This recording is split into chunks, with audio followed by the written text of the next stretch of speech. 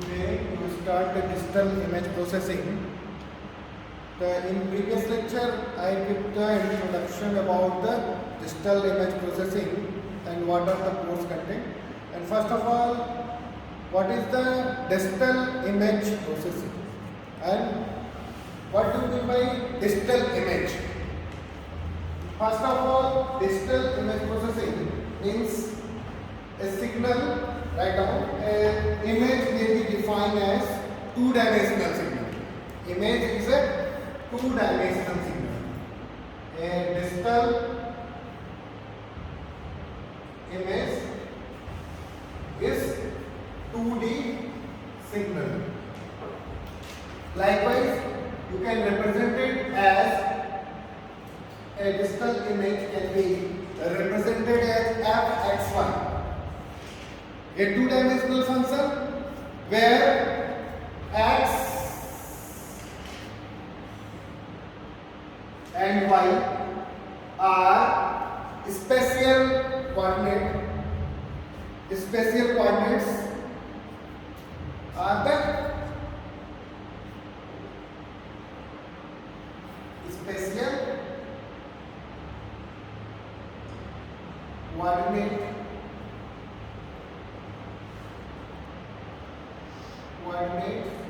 and the function f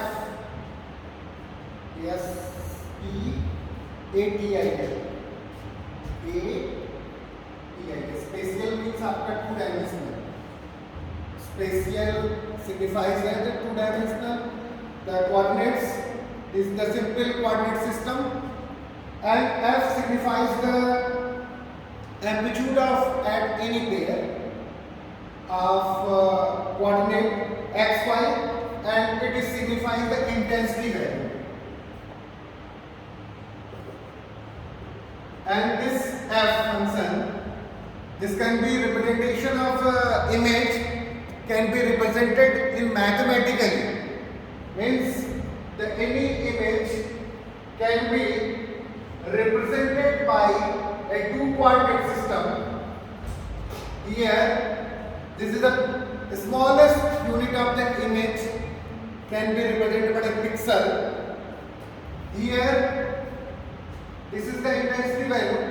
This can be represented by a function fxy. This is the two coordinate system. Then the y, what is the digital image processing? First of all, image can be represented by a two-dimensional functions where x and y are two spatial coordinates are playing, and if f is any pair of coordinates is called intensity value, and when the x and y are the intensity value of xy, that's why this can be represented as a discrete quantity f are all discrete points, ठीक है? And this discrete quantity we call the image is a digital image. Means this intensity value is a discrete value, and that's why it is called digital image. The smallest unit of an image is called a pixel. Pixel is the smallest. Pixel क्या है? Image की सबसे छोटी इकाई है जिससे पूरी image form होती है. तो स्मॉलेस्ट डॉट होता है इमेज में, जैसे ये आपके डॉट्स हैं, इसको हम स्केच करके एक पूरी इमेज को फॉर्म करते हैं. तो pixel is the smallest unit of an image. Then जैसे आप कोई भी आप मोबाइल खरीदने जाते हैं, जस्ट एक एग्जाम्पल कि एक जो पिक्सल से क्या समझते हैं, what are the basic significance of the pixel in your daily life. Daily life में आप जैसे सुनते हैं कि ये इतने पिक्सल का कैमरा है, जैसे कि फॉर एग्जांपल आपके हाथ में जो आपके मोबाइल है उसमें आपका रेजोल्यूशन उसमें डिफाइन होगा, उसका कॉन्फ़िगरेशन आप मार्केट में खरीदने जाएंगे तो आपके ऐड भी आती है कि ये इतना 18 GB का 18 मेगापिक्सल का कैमरा है, इसमें 5x जूम है या 10x जूम है, ऑप्टिकल जूम है। तो उससे उसकी ये सेल्फी कैमरा है, तो इससे क्या है, उसकी कैमरे की रिजोल्यूशन बताते हैं। उसकी कैमरे की हम जो बेसिक साइलेंट फीचर्स हैं उसको हम डिफाइन करते हैं और फिर उसी को फोकस करते हैं। जैसे आपका डिफरेंट एग्जांपल के तौर पे कई कंपनीज का फोकस रहता है कि कैमरा उनका बहुत हाई क्वालिटी का, हाई रेजोल्यूशन का कैमरा है, तो वो आपके पूरा फोकस रहता है मार्केटिंग स्ट्रेटजी से कि वो कैमरे पे पूरा फोकस करते हैं कि ये इसकी जितना हाई रेजोल्यूशन होगा उतना बेटर पिक्चर क्वालिटी होगी। तो आज के समय में आपके mobile, in the present scenario the mobile works all the replace the video या HD कैमरास को रिप्लेस कर दे रहा है। तो जो आपके आज के हाई रेजोल्यूशन मोबाइल कैमरे हैं वो आपके जो स्टिल कैमरे को रिप्लेस कर दे रहे हैं, उनकी क्वालिटी बेटर है in comparison to the still camera. Still camera है अपने एक जगह पे, उसका एक अलग एडवांटेज है, लेकिन वो जो एक स्मॉल एप्लीकेशंस के लिए, आप फोटोग्राफी के लिए या आप वीडियो रिकॉर्डिंग के लिए हाई रेजोल्यूशन के जो आजकल जो कैमरे आ रहे हैं, मोबाइल फ़ोन आ रहे हैं, वो आपके कॉम्पिटेंट हैं आपके स्टिल कैमरे के फीचर्स के रिगार्डिंग। मतलब उनके कंपेरिजन वो भी वही काम कर रहे हैं जो आपका स्टिल कैमरा, जो कैमकॉर्डर भी कर रहा है और स्टिल कैमरा कर रहा है। तो जैसे आपके 4K टेक्नोलॉजी है, वो आपका अदर चीज़ है कि वो हाई रेजोल्यूशन रिकॉर्डिंग के लिए यूज होता है। आजकल हर इंडस्ट्री भी यूज कर रही है, ऐड भी करती है कि हाँ ये वही काम आपका रिकॉर्डिंग पर्पज के लिए, जो वीडियो रिकॉर्डिंग या आपके वीडियो कैप्चर करते हैं, तो रेजोल्यूशन हाई होगा तो आपके कंटेंट ज़्यादा क्लियर होंगे। तो हम जो बेसिक टर्मिनोलॉजी की बात कर रहे थे आपके जो सिलेबस पॉइंट ऑफ व्यू से और basic background point of view से कि इमेज में इमेज क्या है और इमेज का क्या इंटरप्रिटेशन है, क्या उसकी डेफिनेशन है। जैसे आप इलेक्ट्रॉनिक्स इंजीनियरिंग के स्टूडेंट्स हैं या आपके जो भी कोई अगर इमेज प्रोसेसिंग पढ़ रहा है, तो सबसे पहले आपको बेसिक बैकग्राउंड होगा, सिग्नल प्रोसेसिंग का नॉलेज होना चाहिए कि आप सिग्नल क्या होता है। Image is a two dimensional signal, image is nothing but it is two dimensional signal and this signal can be represented mathematically in this way. That's why the digital image, that's why it is called as a digital image. And there are various interpretations of image representations. This is simplest representations, and you are represented in the mathematical way. And note the digital image is composed of a finite number of elements, and each of which has a particular location and value, and these elements are called picture element. The picture element is the part of the description of the image classifications and image nomenclatures.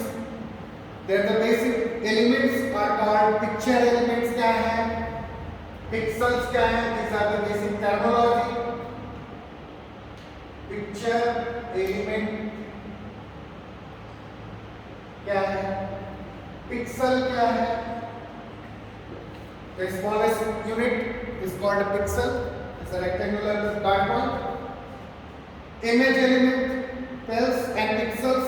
Pixel is the term most widely used to denote the element of a digital image. तो सबसे popular जो terminology है वो आपका pixel है। तो pixel is widely acceptable and widely used in common terminology. बोलचाल की भाषा में सबसे ज़्यादा पॉपुलर टर्म जो है पिक्सल है। तो पिक्सल के साथ साथ और भी एलिमेंट है जिससे आपकी पूरी पिक्चर बनी है या इमेज बनी है, जो स्मॉलेस्ट यूनिट है। तो ये जो आपके स्मॉलेस्ट डॉट्स हैं, इनको अगर हम कनेक्ट करेंगे और पूरा स्केच को, तो पूरी आपकी इमेज बनेगी। मान लीजिए 2x2 की इमेज है या 3x3 के एग्जाम्पल के तौर पे देखें, 3 रो 3 कॉलम, तो आपका एक रेक्टेंगुलर की मैट्रिक्स बनी जिसमें आपके उतने एलिमेंट्स हो गया। अगर उसको, क्योंकि हम जो पूरी प्रोसेसिंग करेंगे इमेज की in the form of matrix form, matrix form में इसलिए करते हैं कि आपका कंप्यूटेशनल इजी हो जाता है। तो जो अगर हम मैटलैब में कोडिंग करेंगे इमेज का रिप्रेजेंटेशंस, इमेज का एनालिसिस, तो मैटलैब में आपका विजुअलाइजेशन काफ़ी इजी होता है। तो जैसे आपके ये जो इमेज प्रोसेसिंग कोर्स कंटेंट है इसकी लैब भी है, तो वो जो पूरी लैब किस पे फोकस है, आपके मैटलैब पे है। उसमें आपके डिफरेंट फंक्शंस हैं और उनके रिप्रेजेंटेशंस हैं। तो आप खुद करके देखेंगे, इमेज प्रोसेसिंग काफ़ी इंटरेस्टिंग सब्जेक्ट है। आपको विजुअलाइजेशंस काफ़ी क्लियर होगा कि इमेज को कैसे रिप्रेजेंट करते हैं और उसके अंदर प्रोसेसिंग क्या हो रही है, क्या मैथमेटिकल रिप्रेजेंटेशंस हैं, all the mathematical formation in the form of matrix. You have also know the basic fundamentals of the matrix, multiplication, matrix representations, and the basic properties of matrix. And you have also know the fundamental difference between determinant and matrix. Then you have easily grabbed the basic knowledge of the image processing.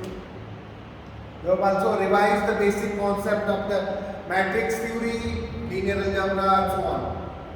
Then you have better understanding of the image processing concept.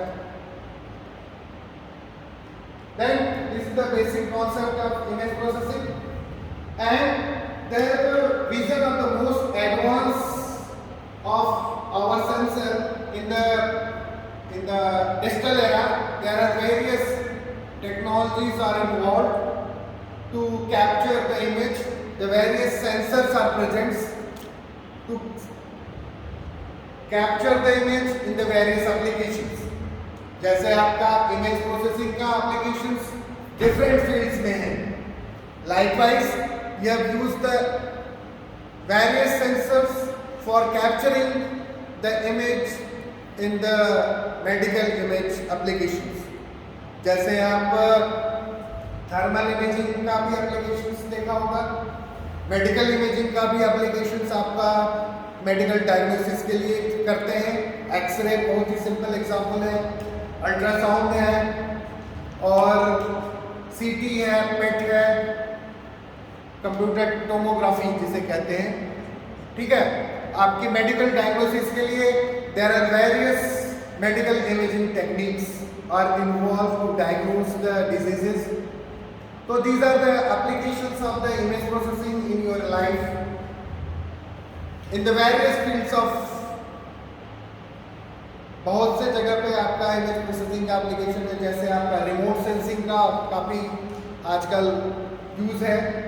इस satellite से जो capture करते हैं images, उनको capture करके फिर उसकी analysis करते हैं प्रेडिक्शन के लिए, वेदर फोरकास्टिंग और क्रॉप्स की फसल की पैदावार और सॉइल कंडीशंस के हिसाब से। Weather there are various sensors are involve to predict which area is better for the which types of crops are being grown.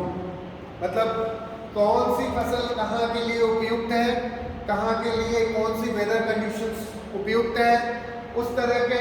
और हैजार्डियस इन्वायरमेंट्स के लिए जहाँ पे आदमी नहीं पहुँच सकता, वहाँ पे हम रिमोट सेंसिंग एप्लीकेशंस का यूज करके हम वहाँ की वेदर फोरकास्टिंग और आपके एग्रीकल्चर रिक्वायरमेंट को फुलफिल करते हैं। तो these are the recent research area and recent applications of the image processing in this era. तो एग्रीकल्चर की काफ़ी डिमांड है, क्योंकि आपके जो मैन पावर है, इतनी आबादी को अगर फुलफिल करना है तो टेक्नोलॉजी के साथ आपको कैप्चर करना होगा, उसको कंबाइन करना होगा। तो हम और चीज़ें बेटरमेंट के, सोसाइटी के बेटरमेंट के लिए यूज करेंगे। तो यहाँ पे हमको फंडामेंटल चीज़ें इमेज प्रोसेसिंग की पढ़ेंगे और फिर उनको कोरिलेट करेंगे कि इमेज प्रोसेसिंग और जो सिग्नल प्रोसेसिंग है और इलेक्ट्रोमैग्नेटिक वेव्स हैं उनका क्या बेसिक बैकग्राउंड है। तो जैसे कि ह्यूमन आर जैसे unlike to humans who are the limited to visual bands of the electromagnetic spectrums, imaging machines covers almost the entire electromagnetic spectrum ranging from the gamma to radio waves. So they can be operated images generated by source that humans are not acclimated to associating with image, and these include the ultrasounds, electron microscopy and computer generated images. Thus digital image processing encompass a wide and variety of field of applications.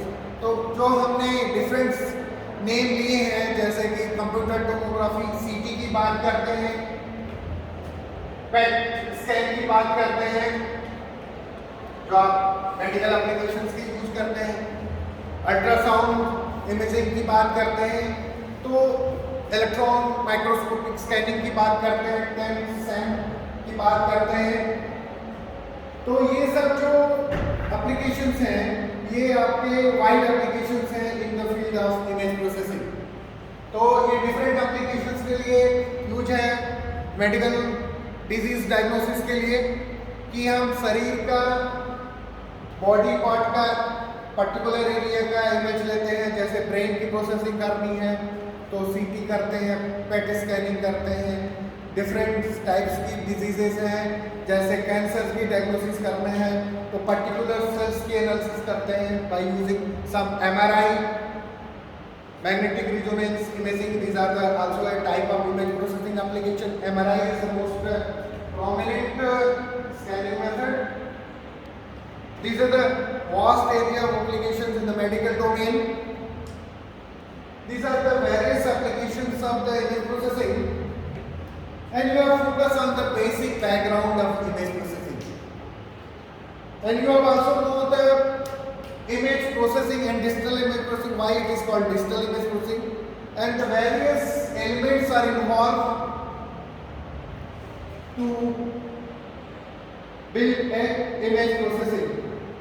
And these are the various applications, and you have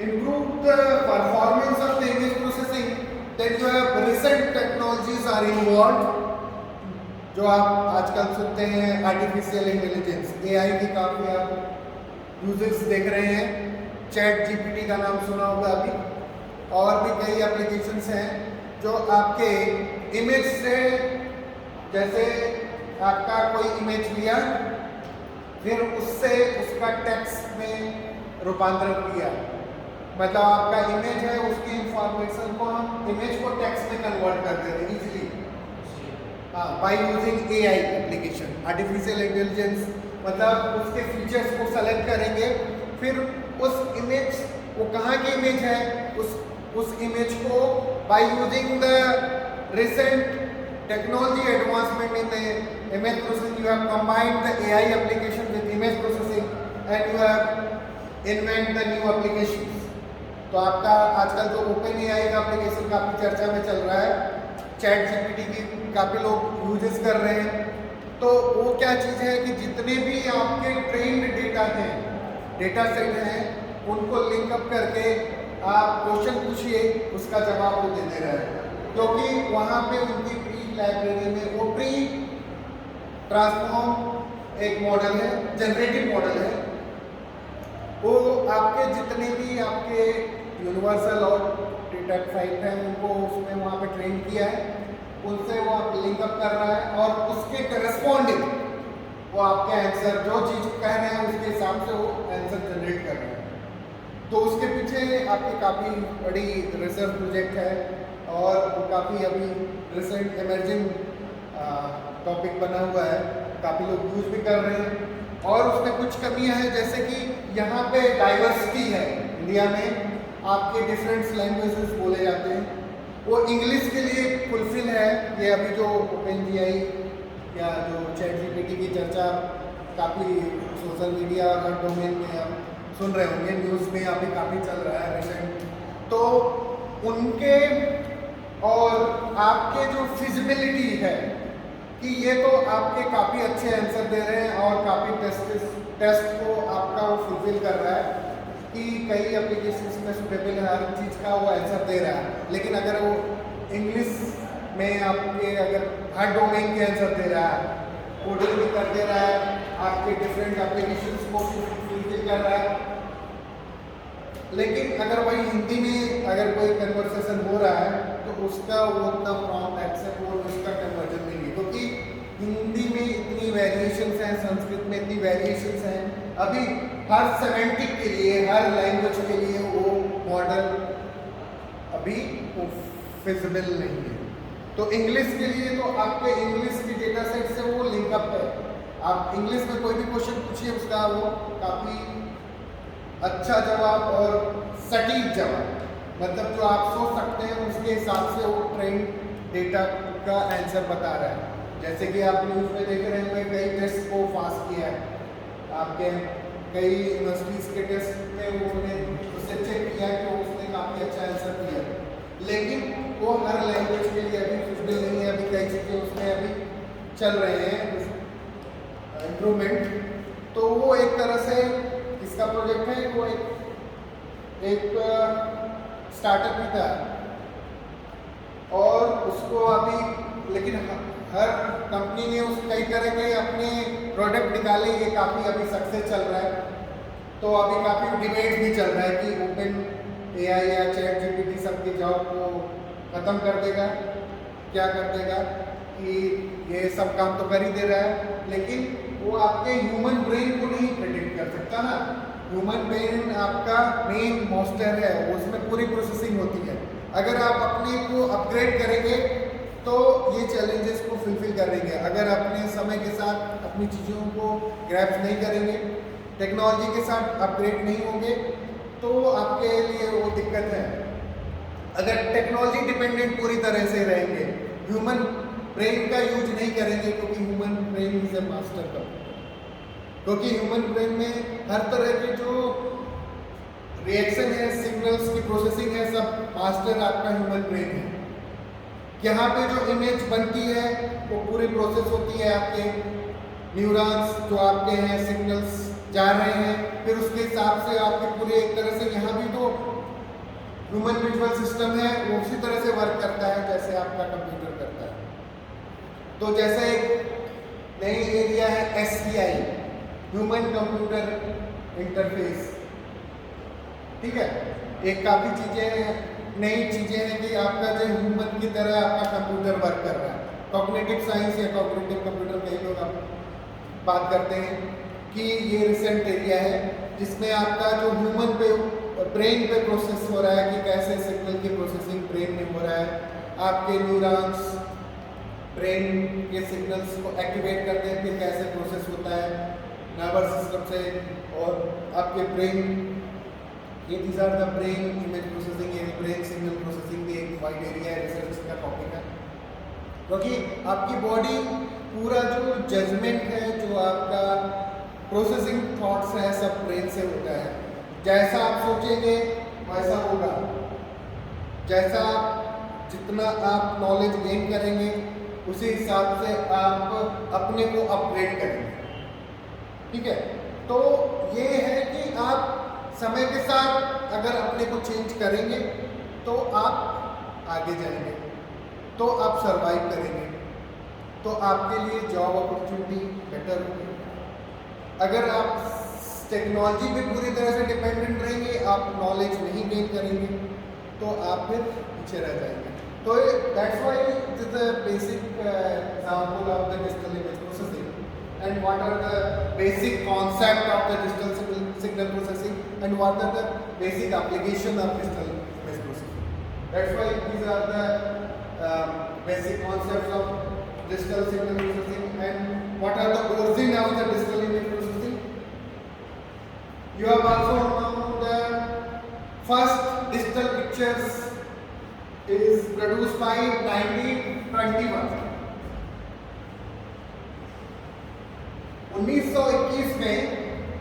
पहले digital picture produce किया गया वो coated tape by telegraph printer से with the special typeface MC Franklin की. It is a bibliography at the end of the book. RB ये सबसे पहले 1921 में एक picture visual digital image picture release की गई. ये आपकी प्रिंट है. एक digital picture produce by Rossi 1921 और telegraph printers with special typeface MC Franklin.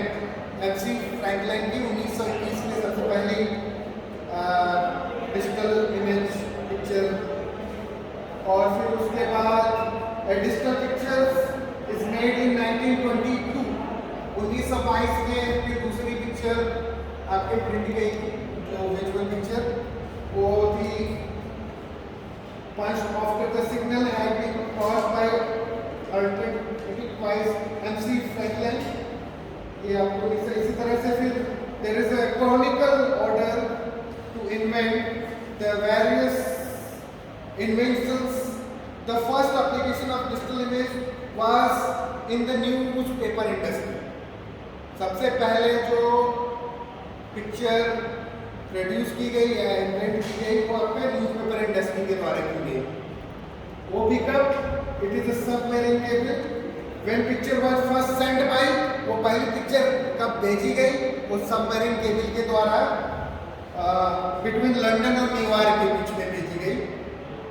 और introduction of the Rutlands cable picture transmission system in early 1920 के आसपास भेजी गई. और reduce the time required to transport a picture across the Atlantic from more than a week to less than 3 hours. ठीक है, 3 hours में भेजी गई. तो अभी उस समय टेक्नोलॉजी का वो एक दौर चल रहा था कि पिक्चर ट्रांसमिशन के लिए दूसरी अभी रिसेंट टेक्नोलॉजी नहीं थी. तो एक प्रयास उस समय हुआ. तो specialised printing equipments coded picture from the cable transmission and then reconstructed them and receiving in. मतलब वो पहले काफ़ी बेसिक मैकेनिज्म था कि पहले वो कोडिंग टेक्निक से भेजी जाती थी. और आप ये बेसिक इंजीनियरिंग का क्वेश्चन पूछा जाता है कॉम्पिटिटिव एग्जाम में कि what are the first invention. The origin of digital images is firstly discovered by the newspaper industry. Newspaper industry ने सबसे पहले ये पिक्चर ट्रांसमिशन शुरू किया. And some essential problems in improving the visual quality of these early digital images picture were related to the selecting the printing procedure and the distributions of the intensity level. And there various drawbacks regarding the picture transmission in these days. तो उसको overcome किया गया one by one. There are various examples of the digital image transmissions. The history of the digital image processing is intensively trying to develop a digital computers. In fact, the digital images required so much storage and computational complexity. मतलब उस समय digital image को भेजने के लिए काफ़ी storage capacity की ज़रूरत थी और कंप्यूटेशनल पावर की भी ज़रूरत थी. तो उसको फिर ओवरकम किया गया by the advancement of the technology. The concept of the computers date back in the inventing the Asia mirrors more than 5000 years ago.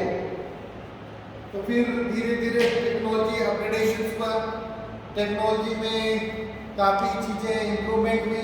तो फिर धीरे धीरे आपके जो साइज़ जो स्टोरेज साइज़ थी वो कम हुई, आपकी कंप्यूटेशनल पावर कम हुआ. फिर इमेज की साइज को भी हमने रिड्यूस किया और उसकी क्वालिटी में भी इम्प्रूवमेंट किया. तो जैसे जैसे अर्ली 90s और 80s के बीच में आपके टेक्नोलॉजी में अपग्रेडेशन हुआ, कंप्यूटर्स में अपग्रेडेशन हुआ, तो पिक्चर ट्रांसमिशन और पिक्चर टेक्नोलॉजीज और उसमें भी आपके इन्वेंशन हुआ.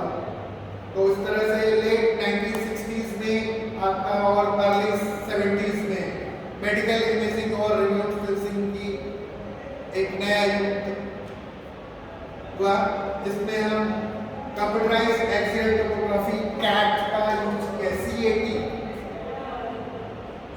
ये आपका 1960s और लेट 1960s और अर्ली 1970s के दौरान में CAT computer axial topography techniques का यूज हुआ, और कंप्यूटर जिसे बाद में कंप्यूटर टोमोग्राफी कहा गया फॉर शॉर्ट फॉर्म।